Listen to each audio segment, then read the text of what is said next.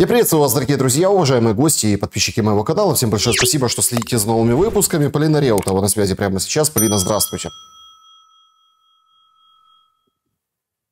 Здравствуйте, Александр. Здравствуйте, уважаемые зрители. Друзья, подпишитесь на Полину Реутову в телеграм-канале. Ссылка будет в описании к этому видео. Полина, начать я хочу все-таки с римских каникул Зеленского. Вот опять как по мановению палочки. Конференция большая, да, и коалиция желающих, и восстановление Украины. Уже там, кстати, очень интересные фигуры встретились. Авакова и Наема увидели, понимаете. То есть все слетелись туда, видимо, значит, что-то учуяли. Да? Как бы восстановление, дело прибыльное, дело нужное. Но опять идет обстрел Киева. ПВО феноменально все сбивает, и картинка для того, чтобы в этот день, так сказать, выглядеть Зеленскому как человеку, которому нужно восстановление. Правда, это одно с другим не вяжется, потому что вроде как 10 ракет только Трамп передал, а дальше определенная пауза, и абсолютно своя игра ведется американцами. Сегодня на АСЕАН встреча Лаврова и Рубио. Интересная встреча, потому что на ней может многое проясниться в контексте российско-американских отношений. Ну и не прекращающиеся бомбардировки Киева и ракетами, и дронами. Скажите, какие видите перспективы у Зеленского в Риме сегодня? Не знаю, мне кажется, это просто встреча ради встречи. Ну, потому что ему-то нужно, как артисту бродячего цирка, я это так вижу, значит, как-то гастролировать.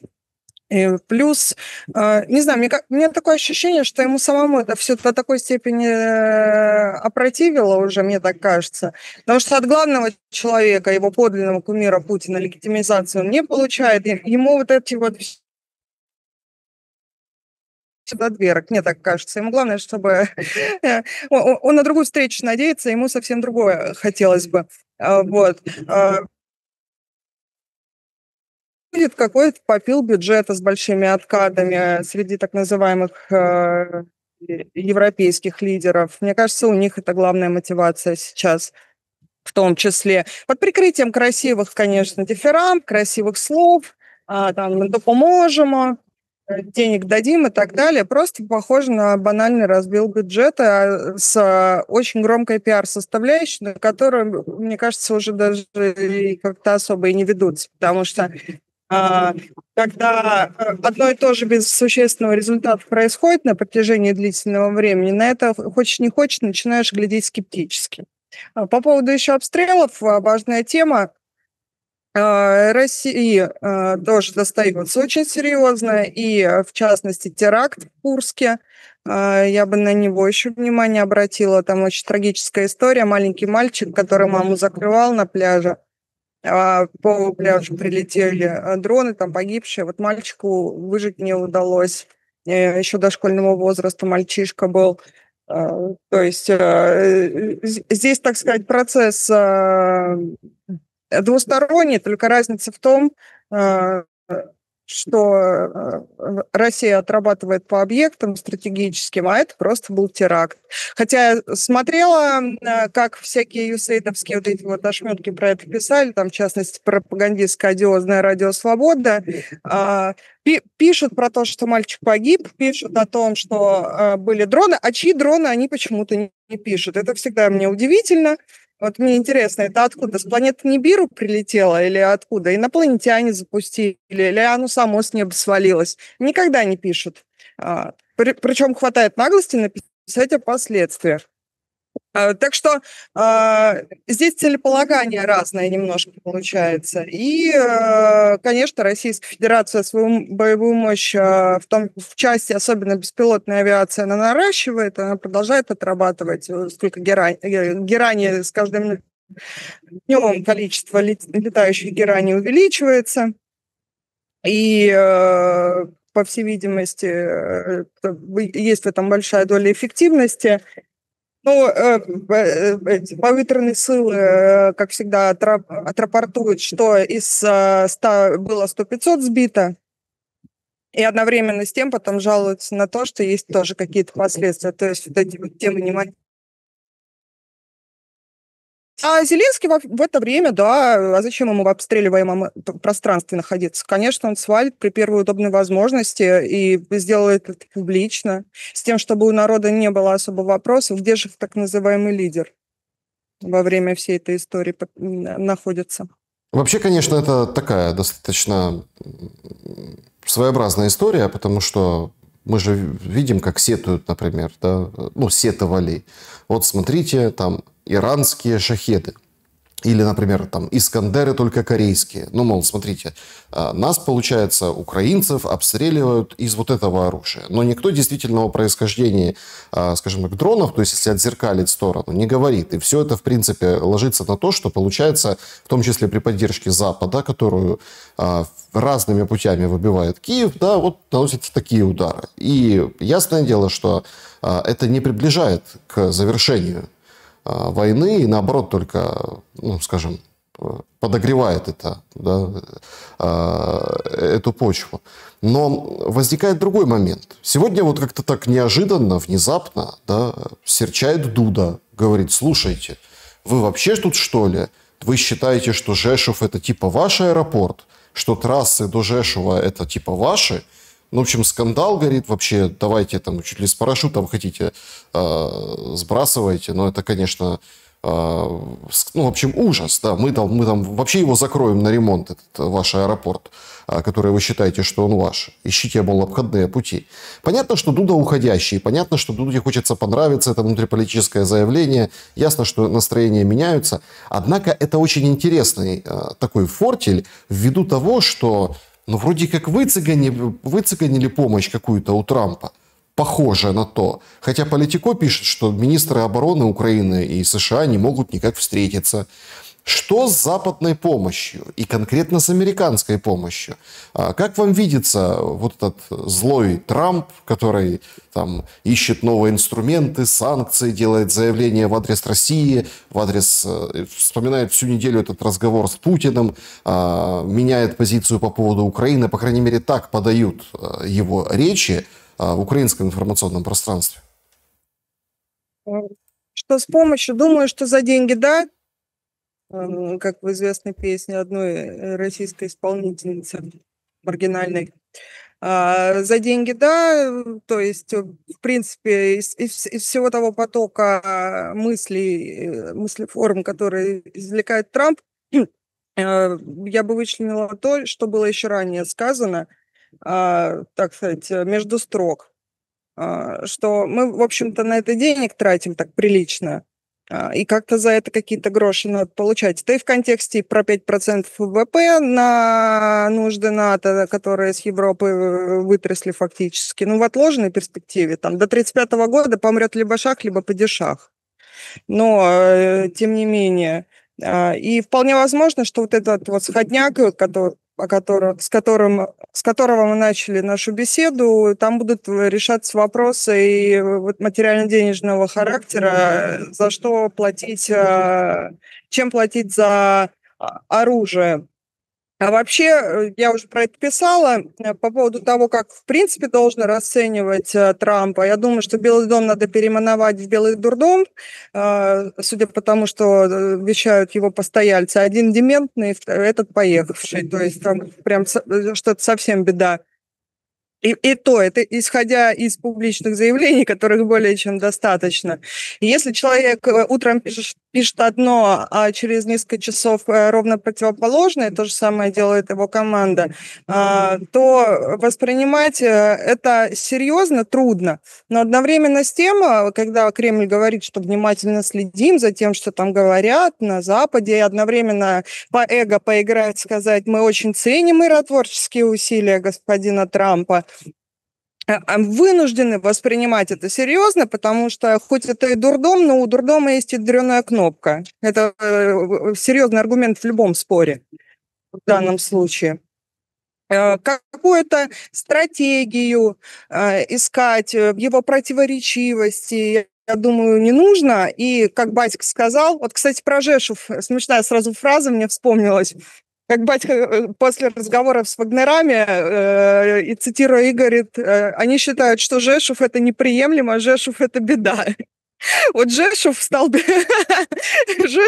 бедой, по всей видимости, не только уже в глазах Вагнеров и президента Беларуси, но и в глазах непосредственно поляков, именно поляков, которые живут на территории Польши. Это политически мотивированное заявление было Дуды в данном случае. Ну, контекст меняется, и как бы там ни работала пропаганда, в том числе юсейдовская, вот эти ошметки глобалистские, все равно вектор в Восточной Европе меняется. И целеполагание меняется тоже. И они вроде как мечутся. Вот куда бы посмотреть, более выгодно, особенно полякам, вообще тяжело в этом смысле. Они как плоть от плоти вечно прокси Британии, ну вот этих условных ошметков Антанты. Они вроде бы должны их курсы действовать, но одновременно с тем лютая зависимость от Соединенных Штатов, в том числе финансовая и военная, вынуждает их пытаться поймать вот как раз вот это настроение Трампа. Потому что я не думаю, что там ведется какая-то сверхглубокая коммуникация именно с поляками. Они там сейчас другими вещами заняты, американцы. И они пытаются уже и на этом векторе как-то поиграть для себя. То есть им сейчас вообще не позавидуешь. Полякам тяжело. Их прям сама история разрывает и делит на несколько частей между тем, что за Ла-Маншем, и тем, что происходит в Вашингтоне. Поэтому политически мотивированное заявление. Вот Орбан тоже много чего интересного говорит. Зеленского, как он вчера назвал, этим самым, значит, актером, играющим роль президента. Тоже, ну там понятно, чей-то конфидент. То есть я бы даже слова Трампа как-то рассматривала через призму конкретных действий все-таки. Я бы не пускалась в анализ вот этого потока мысли, потому что трудно анализировать концепцию в темной комнате, если ее там нет. Я не думаю, что там есть концепция. Надо анализировать больше, наверное, заявления там, его конфидентов, скажем, в Восточной Европе. Они, наверное, более отражают реальность. У них все достаточно последовательно звучит. Это не звучит как шиза, которая меняется раз в несколько секунд на ровно противоположный смысл. Вот. Ну, например, я его пример привожу. А помощь за деньги, да. За деньги, да, но другой вопрос, там выделят, допустим, 50, 45 себе в карман, а на пятерку, может, что-то и останется. Ну, как это обычно бывает. Что там, где сильна вот эта бюрократия, она не рождена для того, в данном случае европейская, вот эта вот лютая надстройка государственная, она не рождена для того, чтобы решать вопросы. Она работает для того, чтобы вопросы никогда не решались, иначе ей работать будет не с чем. Вот, то же самое, и вот эта вот история про конфликт. Я это вижу просто как распил денег, таких довольно крупный. Раньше американские деньги в основном пилили, а теперь приходится другие источники распила находить вот этой вот компании.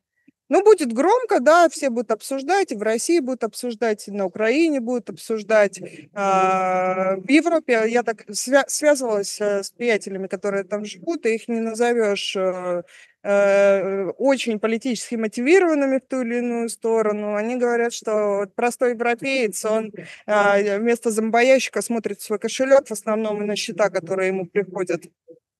То есть в политические процессы активно не вовлечены, если это не маргинальное какое-то меньшинство, которое на митинги выходит. Поэтому это все игра на внутреннюю публику. Для американцев, для европейцев, для русских то же самое, потому что они, кстати, нам даже ничего не надо придумывать, они столько поводов для пропагандистов, чтобы над ними постебаться и показать, до какой степени уровень дебилизма дошел в европейской и американской политике. Нам даже ничего не надо придумывать, можно просто брать конкретные заявления, конкретные действия и конкретные, значит, результаты. Вот и все. А так за деньги, да. Вот еще за 10 ракет заплатят, ну, будет еще 10 ракет. Но на эти 10 ракет придется 1000 гераний. Вот, и все. То есть там масштабы несоизмеримые. Ну и, конечно, все прекрасно понимают и видят вот это соотношение, да, потому что растет количество целей, и там новые антирекорды, и они как бы идут дальше, идут дальше, идут дальше. Я бы в этой связи вспомнил очень интересную такую парадоксальную штуку. Значит, Зеленский вводит санкции в последнее время на китайские компании. достаточно много, то есть несколько заходов у него было, пакетов. Якобы эти компании там как-то помогают России, связаны с оборонным комплексом, и вот он как бы косит. Но ладно бы там компании, да, тем более там, для славянского уха вот эти названия, они мало о чем говорят, они, собственно, все понимают, что, китайские, компании, мало кто вообще разбирается в структурах, там, черт ногу сломит, в общем, да, то есть непонятно там что да как, но Зеленскому понятно, он вводит санкции, однако все немножко так прибалдели, когда двоих китайцев взяли как шпионов. Причем история такая увлекательная. Ракета «Нептун», которую там начали разрабатывать еще при Советском Союзе, и сейчас вроде как допилили в нечто похожее на, вообще противокорабельная она сама по себе, но ее немножко переделали, и теперь она как бы украинская ракета. Да? Очень заинтересовали ТТХ. Китайцев, представляете, что даже один студент, которого там отчислили, связывался, технического вуза, к нему приехал отец, и они взяли и отца, и студента. Скажите, как вам кажется, это ведь целенаправленная история, когда Зеленский начинает открытое, причем политическое противостояние с Китаем? К чему это может привести? Ну, знаете, с учетом того, что я так аккуратно заподозрю, что Китай не в меньшей степени помогает и Украине, а не только России. Они работают на все фронта. Вот это когда за деньги, да. Вот тот самый случай. Тут, мне кажется, это какой-то передел уже финансовых потоков. И через лоббистов работа. Я это так вижу. Потому что без Китая то, что сегодня есть у Украины, так вот эти гаражные ВПК, да, о чем много говорили, там комплектующие для тех же дронов, но это же все идет из Китая. И завозится, да, без каких-либо препятствий из Китая. Поэтому в политическом плане, с учетом того, что администрация, так называемая, Зеленского, она все-таки, несмотря на то, что является прокси вот этих антантовских ошметков, она как-то и с американцами хочет выгодно взаимодействовать, или хотя бы прохеджировать те риски, которые грозят в случае плохих отношений с американцами. У американцев с китайцами вот эта вот борьба в публичной плоскости, в основном в публичной, потому что после изначальных заявленных каких-то лютых бешеных пошлин выяснилось, что эти лютые бешеные пошлины скорее на американскую экономику негативно скажется, потому что объем экспорта очень большой, в том числе для внутренних производств. А здесь может быть игра тоже на руку, так скажем, публично. Опять это все должно воспринимать в первую очередь как концерт публичный, в том числе для того, чтобы как-то подсобить товарищу Трампу, дескать, мы в антикитайском фронте с вами. Вот. И тем более для американской публики тоже нарратив популярен, что Китай, сволочи такие, они не пошли в публичную конфронтацию с русскими, и еще и продолжаются поставки, товарооборот увеличивается, взаимодействие тоже и так далее. И поэтому можно вот так рассматривать, мне кажется. Это на публичном уровне, а не на публичном уровне, но это уже лоббистские финансовые темы, я так думаю, потому что там китайцы крайне заинтересованы тоже. Кстати, они прямым текстом даже сказали не так давно, что мы не можем позволить Украине выиграть, потому что взор на Китай, американцы обратят свой пристальный взор на Китай сразу, если вот этот конфликт закончится, быстро, победой Украины. Китай тоже более чем заинтересован в продолжении конфликта, и я это так вижу, судя по тому, что происходит. Они там, конечно, могут начать рассказывать, как Вучич. Очень смешно. Мы не знаем, куда там наши боеприпасы, шли. Да, мы продаем, но не знаем, куда. Все прекрасно понимают, и тоже вот тот случай, когда за деньги, да. Но выглядит это смешно и на внешнеполитическом уровне. Но надо еще учитывать, что у Зеленского в этом смысле нулевая субъектность. И вряд ли он без согласования со своими кураторами или без их, как это говорится, вказивки, такие кульбиты бы устраивал. Тут уже публично для внутренней аудитории, для кастрюли, уверовавших в величие Зеленского, тема отличная. Очень хорошая. На руку китайцам поиграть до известной степени тоже. Ну и плюс какие-то лоббистские темы, интересы, я думаю, там играют роль свою. Как вам думается, Китай может с открытым забралом начать поддерживать Российскую Федерацию ввиду геополитической обстановки? Ну вот так, знаете, как Запад поддерживает Украину открыто, то есть вот мы не дадим России проиграть, это было Ван И сказано. Перед встречей с Рубио Лавров встретился на Осиане и с Ван И, тоже есть протокольные фотографии. Но это ведь абсолютно тогда меняет перспективы окончания войны, сам ход войны и саму войну. А зачем? Им это не нужно. Если они открыто включатся и более активно, Россия действительно победит быстрее, потому что это очень серьезный ресурс сверху. Уже не теневым или молчаливым образом, а если будет речь идти о каких-то прямых уже военных взаимодействиях, да, то есть это совсем другая тема. И я думаю, что как только китайцы если бы китайцы сделали нечто подобное публично, моментально их внимание было бы переключено уже на Тайвань, там американцы бы постарались. Им это не надо.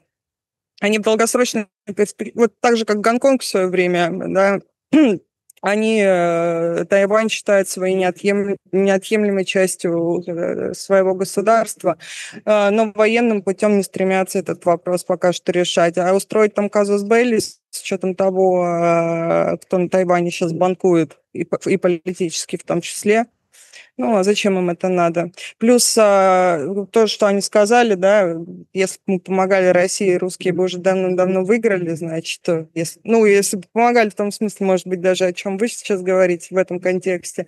Ну, здесь вывод один, значит, китайцам невыгодно, чтобы русские быстро выиграли. Интересно. С учетом, невыгодно. Они, в принципе, сказали и сказали. Вот. Поэтому одновременно и Украине тоже прекрасно знает тех поставок, которые туда идут, с помощью которых в том числе создается оружейный комплекс Украины, там, который потом по России летит. Все прекрасно понимают. Поэтому нет, зачем? Они играют в такую транспарентность, вроде как у нас очень много договоров, на парады приезжали и так далее. То есть на внешнеполитическом уровне они же принципиально как бы нейтральную позицию занимают. Там отдельные чиновники, отдельные представители МИД очень иногда жестко пишут, в том же Иксе, в Твиттере китайские, там, демонстрируя более такую пророссийскую, что ли, сторону. А так... им невыгодно, чтобы война быстро закончилась тоже. Им выгодно вот за этим всем наблюдать и получать с этого гешефты, в том числе финансовые. Поэтому думаю, что нет. Все крутится вокруг того, по крайней мере, в публичной риторике Запада, да и Зеленского. Это, конечно, отдельная история. Вот встреча с Папой Римским, да, когда они там на балкончике прохаживаются, потом выходит Зеленский и говорит, что вот, Папа Римский, спасибо вам. А все сразу вспомнили как бы Франциска, когда он достаточно резко и жестко говорил о том, что никакого посредничества, нам нужен только справедливый мир. Как бы папа-американец и бывший республиканец, наверное, творит чудеса в этом отношении. Сразу как бы так немножко на полусогнутых, и, в общем, вот, пожалуйста, ваше там святое превосходительство. И вообще смотрится как-то и достаточно двулично, не только в плане там прошлых заявлений. То, что Зеленский переобулся в этом отношении, это понятно. А он приезжает к главе католической церкви, Ватикан, да, в то время, когда украинскую православную церковь фактически обезглавил в плане того, что лишил митрополита Ануфрия, да, лишил гражданства. Но вроде как он пытается использовать Ватикан и престол. И основной посыл заключается в том, чтобы условно в Ватикане прошла встреча Путина, Зеленского, наверное, и Трампа имеется в виду, что все приехали в Ватикан.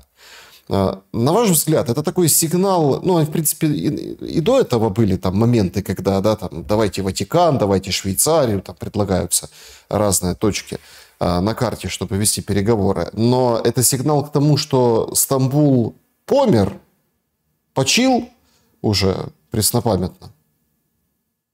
Да, более чем выгодно католикам, чтобы в православной среде восточного христианства, это издревле известно, и они всегда над этим работали, был раскол, они его инспирировали. Вот, упомянутый, сидящий в Стамбуле, упомянут там Варфоломей, Вселенский патриарх, сыграл на руку католикам замечательным образом, выдав тогда Порошенко вот этот Томас. Ну и, в принципе, инспирирует тоже раскол. И мне кажется, у них даже на каком-то экзистенциальном и философском уровне для них это будет глубокая победа, что... Кстати, про Стамбул, у них аллюзия Стамбул Стамбулом, Константинополь же. Вот. Конечно, им лучше и интереснее вот этому клерикальному клубу традиционалистскому, чтобы вопросы решались в Ватикане, а не в Константинополе. И они пытаются на эту сторону склонить. Хотя мне не очень понятно, почему две православные страны, вера которых это восточное христианство, должны решать вопросы в столице мирового католицизма. Они к этому ведут, но я не думаю, что что Россия на это пойдет. А Зеленскому, ему хоть бы где. Ему главное, ему уже не важно ни с кем, там, ни с Трампом, ни с кем-либо еще. Он со всеми ними по 100-500 миллионов тысяч раз встречался. Ему важна легитимизация от Путина. Ему без разницы, где это произойдет. Мне кажется, если бы даже... Ну, это вряд ли, конечно. Во-первых, плохая примета ручкаться с этим персонажем, что-то происходит с людьми сразу. Во-вторых, в принципе, ну, как бы есть легитимный президент сверхдержавы, а есть уже более чем год нелегитимный наркоман, уже ставшего квазигосударственным образованием, к сожалению, утратившим государственность фактически Украины, чтобы Путину с ним встречаться. Мне кажется, если бы ради потехи даже позвонил бы Владимир Владимирович куда-нибудь в аппарат к Ермаку и сказал: «Хай, приезжай», мне кажется, он бы приехал в Москву. Еще пиаром бы это обвесил таким лютым хорошим. Мы сейчас, главное, это получить подтверждение его формальной легитимности от Москвы. А зачем? Вот нет, давайте остановим. Вы уже второй раз повторяете эту мысль, она такая своеобразная. Давайте поймем, зачем. Потому что, Полина, давайте вот откровенно. Сейчас, конечно, такие интересные тайны мадридского двора, или как там, помните выражение, мадридский двор, детский сад, по сравнению с тем, что происходит в Украине. Имеется в виду там Буданов, Ермак, советник бывший Венса разбивает Ермака в пух и прах. До этого там экономист, ну, как бы нейтральненько, но очень понятно, да, то есть описывает ситуацию с Ермаком, Политико, это заказуха. В общем, начинается движуха вокруг фигуры конкретно Ермака и внутриполитические дрязги. Опять-таки, ну, поскольку вы сказали, что ну, с этим можно соглашаться, можно не соглашаться, но тем не менее, поскольку все зиждется на внешней легитимации, ну, вообще происходящего. То есть пока Западу ок, что условно там Зеленский вот на продленке, его режим вот такой. Все же прекрасно видят, что происходит внутри страны на Западе, но они закрывают глаза на какие-то нарушения и признают, да, вот этот порядок вещей. Пока они признают, ну, пока, в принципе, все и нормально. Тут я с вами соглашусь, но в принципе, у него же, у Зеленского, сейчас это вертикаль, хоть и пошатывается, но он старается ее цементировать. Зачем ему встречаться с Путиным и получать как бы ярлык на княжение, в кавычках, конечно же, или там ярлык на продолжение войны в качестве лидера от прямого соперника? Ну, во-первых, я более чем уверена, что на глубинном уровне он является фанатом Путина.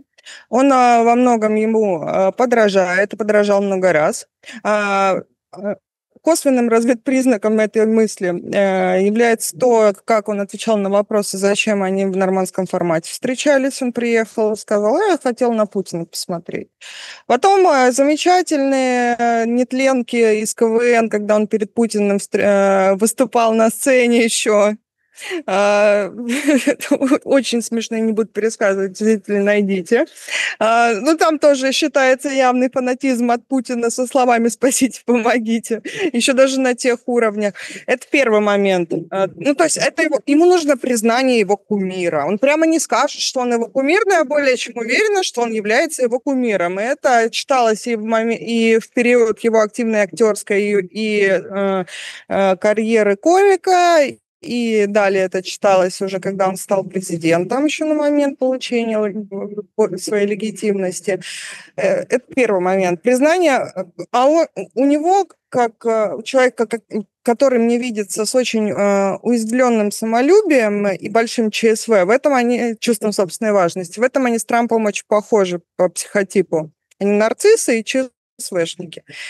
Им важно... Кстати, Трамп, я считаю, тоже фанатеет от Путина, судя по его восторгам, когда он там и портреты от него получал, и т.д. И наши вот эту тему считали, как они на его чувствах играли в этом смысле, что за Трампа там и в церкви Путин молился, там, ой, какой восторг, восторг. Здесь они в этом смысле похожи. Но это первый момент, с одной стороны. С другой стороны, это определение, скажем так, от Путина в том числе, точнее от консенсуса Путина и его нынешних кураторов зависит его будущность и его безопасность. Именно от консенсуса. И до известной степени некоторое признание, ну не прям совсем каким-то днищем, некоторым субъектом Зеленского Путиным, он пытается таким манером себе прогарантировать банальную физическую безопасность в будущем. Вот, что будет, возможно, какое-то взаимодействие, и путем консенсуса Российской Федерации и вот этого условного коллективного Запада будет определяться его физическое будущее и его безопасность. Вот здесь два момента. Я это так вижу. Вот. Первое, это Путин его кумир, это, я уверена, абсолютно. И ему важно признание кумира. Второе, банально прогарантировать себе более-менее безопасное будущее, хотя, мне кажется, это вот уже в данной итерации это трудно сделать. Два момента таких. Чтобы достичь этой цели, как вам кажется и видится, Зеленский будет готов пожертвовать Ермаком? А кто с кем там еще будет жертвовать? Уже много на самом деле вопросов. Кого влияние больше на самом деле? Зеленский, с одной стороны, как уже было сказано, он такого авторитарного типа с очень серьезным самолюбием и ЧСВ. И, как мне кажется, для него власть это тоже как наркотик. Ему приятно чувствовать и осознавать, что он прям как-то глобально, даже если это негативное влияние, но влияние именно его непосредственное. Но, с другой стороны, вот как называли, да, Ермака серым кардиналом Банковой, я чем дальше гляжу на это все, тем больше как-то склоняюсь к тому, что в этом есть доля истины некоторая. И тут со стороны Зеленского на публичном уровне, на квазигосударственном уровне, там, с сомнительной легитимностью, но тем не менее. А со стороны Ермака, глава офиса президента, ну хорошо. Но если посмотреть на тот объем функций, который он выполняет, это даже, по-моему, согласно Украинской Конституции, вот эти вот главные внешнеполитические вопросы решают с президентом, а зачастую вопросы решает Ермак, причем особо этого не скрывая, там путем разных встреч, переговоров, коммуникаций с высокими чиновниками, в данном случае на Западе. Поэтому здесь трудно сказать. Хотя, если честно, даже с другой стороны, если представить вот супер невероятную ситуацию, вот, упомянутая Мочилова Ермака в западной прессе, то я бы и не удивилась, что это даже с подачи Зеленского могло бы быть сделано его лоббистами. Хотя это трудно представить, что Ермак бы эту тему бы не просек, скажем так, и не предотвратил на каких-то ранних этапах. Но в конечном итоге там уже это внутривидовая борьба, и там будут все средства хороши. Мне кажется, создаст как стеклотару ради собственного благополучия каждый каждого в данном случае. Там вот этой вот подлинной братской какой-то консолидации нет. Мне кажется, там уже все человеческое, все, что было, оно просто выжжено каленым железом за последние 3 года, судя по их же действиям. Я почему этому уделяю время, потому что что мы наблюдаем сейчас? Да? Наступление Российской Федерации по линии фронта. Его прикрывают, скрывают, до конца не говорят, но оно движется, оно идет. Если мы, например, там, вот это как с ПВО, то есть выходят сегодня военные эксперты в марафон и говорят: слушайте, феноменальная работа ПВО, да и вообще вот эти все российские удары, это исключительно для того, чтобы, скажем так, потретировать народ, да, чтобы там волнение, бурление, там усталость, эмоциональное выгорание. И вот сидишь, вот это слушаешь и понимаешь, слушайте, ладно бы это кто-то сказал, какой-то, не знаю, там, историк, политолог, какой-нибудь там политический эксперт. Это одно. Но когда это говорит военный человек, который четко понимает, что есть у каждого снаряда, пускай баражирующего или не очень баражирующего, у каждой ракеты, у каждого дрона есть своя цена, цель, средства для того, чтобы там и какое-то направление, да, и какой-то понятный, например, там, вот опять-таки, я просто пытаюсь пояснить, что то, что говорит там официально Киев, да, и то, что люди видят на земле, когда они примерно понимают, что, вот в этой промке чего-то там, наверное, крутят и собирают, и туда прилетает 16, не одна, не 2, а 16 гераней за один раз. То есть выбивается полностью там какое-то помещение, да, потому что его, видимо, стрессовали, просекли и, в общем, четко попадают. То это, конечно, этих военных экспертов слушать никаким образом не представляется, скажем так, адекватным. Однако, я почему вот сюда захожу? То есть по фронту точно так же скрывают. Поэтому вопрос следующий. Может ли эту войну остановить дворцовый переворот? Вы помните историю, когда все говорили, что башни Кремля, сейчас там табакерка, сейчас там Путина сместят и так далее, и так далее. Да. Так это все, понимаете, видите, как диаметрально развернулось? Не кажется вам так?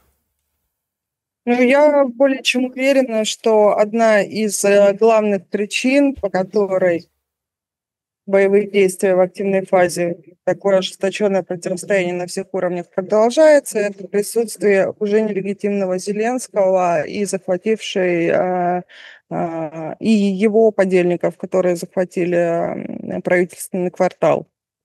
Мне это так видится. Дворцовый переворот, да, но там, как вы верно отметили, вертикаль так уже цементируется. При поддержке его кураторов разноуровневой, на уровне спецслужб в первую очередь, потому что, мне кажется, там было заговоров. Вот над Сталином все смеялись там во время еще репрессий. Сначала смеялись, потом не очень, а там же больше 6 подтвержденных заговоров было, между прочим. Сталин совсем. Как многие либералы любят говорить, необоснованные темы были более чем основанные во многом.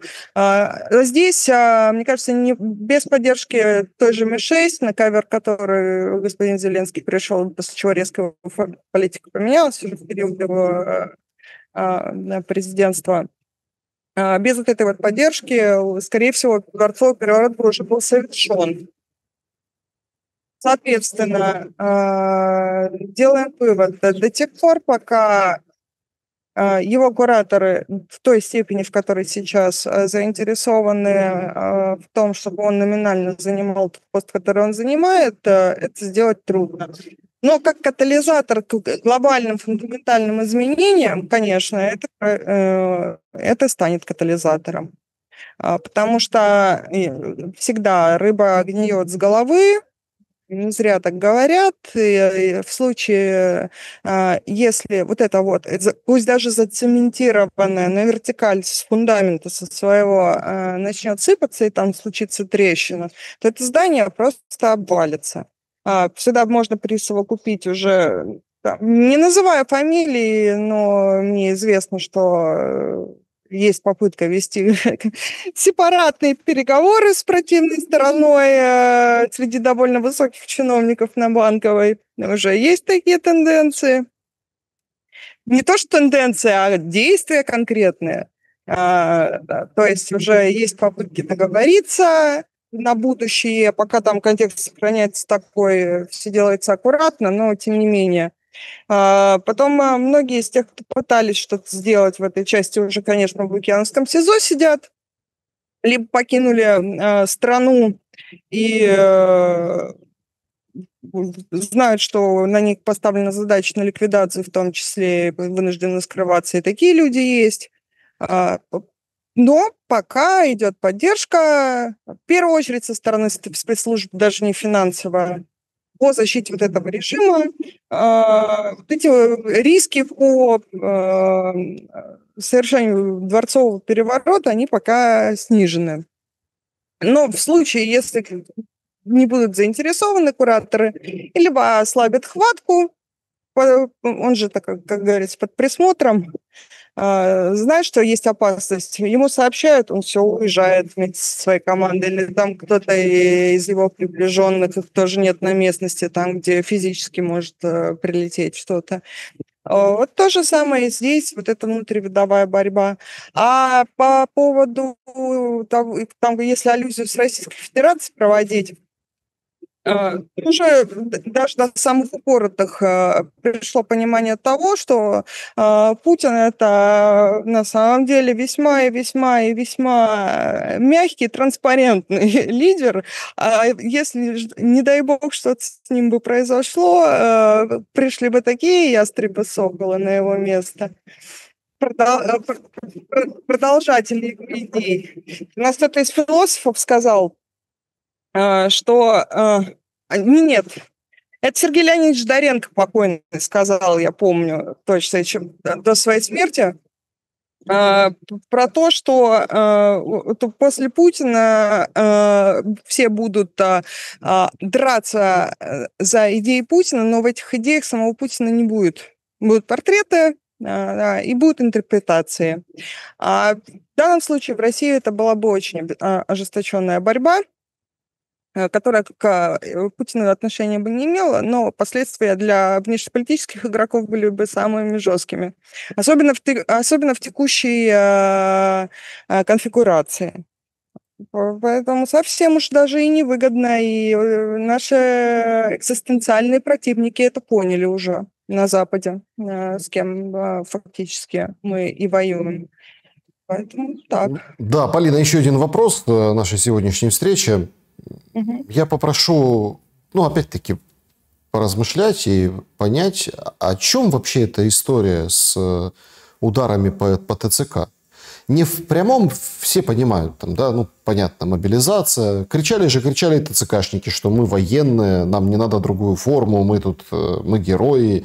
И понятно, сейчас вот эта вся история и истерика по поводу того, что там уклонисты, не уклонисты, в общем, линия раскола по поводу отношений к ТЦК, мобилизации, бусификации, варварству, которое ТЦК применяет во время того, когда отправляет мужиков на фронт.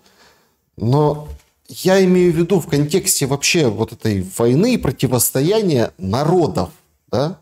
Когда одни, получается, украинцы сбрасывают россиянам эти координаты, хотя все прекрасно понимают, где находятся ТЦК и эти военкоматы. Военные сбрасывают россиянам же координаты украинцев, которые сбрасывают координаты. То есть получается какой-то лютый вообще метафизический замес по отношению друг к другу. Людей имеется в виду, которые... Я просто всем напомню, воюют 4-й год. какая-то вот странная вообще история. И, конечно, там понятно, что есть много ИПСО пропагандистской, там, ну, флера этого пропагандистского, как-то там на этих геранях пишут, там, от жителей Полтавы, еще там чего-то. Или, например, там шутят, там, сбрасывайте там донат, если хотите, чтобы у вас ваш ТЦК прилетело. Много, ну, ереси вокруг. Но глубинно смысл в чем? И что показали эти удары, к чему это может привести в дальнейшем? Ну, в первую очередь, эти удары показали многим, еще украинцы, даже еще, наверное, они это не осмыслили так, чтобы это проартикулировать, но на уровне понимания, что, скажем так, та бесчеловечность режима и вот этой вот магистральной идеи под названием антироссия, это было подлинное, непридуманное основание, по которому началась война. И люди это почувствовали на собственной шкуре. Поэтому, вежливо говоря, скорби у 99% я видела, во всяком случае, по комментариям, в крайне антироссийских даже пабликах. Хотя можно, да, сказать и ПСО, но так в последнее время у нас ИПСО так не работает. Там можно сразу, ну, если про русское ИПСО говорить, там сразу видно плюс-минус, кто в эту тему погружен, там, как я. Сразу видно, где это ИПСО, а где это подлинный комментарий, да? Без чата GPT, переведенный на украинский. То есть на подкорке вот эта античеловеческая сущность вот этого вот режима, она начала ощущаться на подкорках пока. Она не проартикулирована пока. И многие говорили, вот, дескать, чего ждем, давайте уже по ТЦК рубить, потому что политически это выгодно. А надо было, чтобы котелок закипел до такой степени, чтобы и эффект был соответствующий, яркий. Вот он поэтому такой яркий. Мне кажется, специально выжидали вот такого серьезного напряжения в обществе, чтобы наиболее эффективно его начать гасить вот таким вот образом. Это как сделай людям очень плохо, а потом как было и живи на разницу. Вот. Это типичная пропагандистская, на самом деле, манипулятивная история. Здесь просто сама суть античеловеческая вот этого уже квазигосударственного образования ставшего, она проявилась в натуральном выражении, в материальном. Материализовалась она в том, что из себя представляет ТЦК. Изначально это просто военкоматы, которые, куда стояли очереди первые недели, это все видели, люди действительно добровольно шли. Сейчас уже экзистенциальный перелом произошел. Вот. И поэтому, я думаю, Россия и выжидала. Ей нужно было, чтобы в обществе произошел экзистенциальный перелом, чтобы продемонстрировать. А потом, как еще говорят, в когнитивных войнах, Семен Уралов хорошо об этом говорит, два чувства нужно, чтобы было в человеке. Радости, ну, очень глобальное, если, да, очень радостное чувство и лютая боль, вот два. Свести уровень восприятия до двух чувств. В момент работы активной, беспрепятственной ТЦК это лютая боль, это чувство получено. А в момент попадания Герани или Искандеров по ТЦК это лютая радость, чувство тоже полученное. И на подкорке уже формируются другие когнитивные связи, даже нейронные связи в голове другие. И воспринимается ситуация иначе. То есть все делается постепенно в данном случае. А поэтому вот эта вот шиза, которая уже опосредованно руками русских друг с другом друг друга лупить, это уже квази-гражданская война получается, где оружием выступает русское оружие. То есть действительно, если так попробовать осмыслить или сказать, что так 3 года назад сказать, что будет вот так сегодня, многие бы пальцем в виска повертели, сказали, что такую дурь какую-то несете, очень вряд ли, потому что общество было сверхконсолидировано на Украине. В России такого не было. У нас обратный процесс пошел. На Украине было сверхконсолидированное общество, и объединились те люди, которые ранее не то, что друг с другом даже здороваться бы не стали, а там в лучшем случае покрыли бы друг друга грубым матом. Вот такие люди объединялись. Сейчас пошел обратный процесс. И, в принципе, вот эта стратификация жесткая по принципу принадлежности там, к военной или политической элите. Это как у нас на закате интервенции территориальной раздробленности на Руси было, или даже когда до прихода там, Минина и Пожарского, мы сейчас отмечаем День народного единства, там тоже такие процессы, когда элита и общество, они очень разобщенные. И когда человек это не просто чувствует, а это видит, и видит, что с этим можно бороться, даже путем русского оружия, он будет это поддерживать. Вот как-то так. А на поверхностном уровне, если анализировать факты, если просто положить карты на стол, ну да, выглядит как шиза конкретная. То есть военные воюют с гражданскими русским оружием путем наводок друг на друга. Полина Реутова была моей собеседницей сегодня. Спасибо большое за время и мысли. Спасибо, Александр. Спасибо, уважаемые зрители. Берегите себя. Всем добра и света. Увидимся обязательно. До скорого.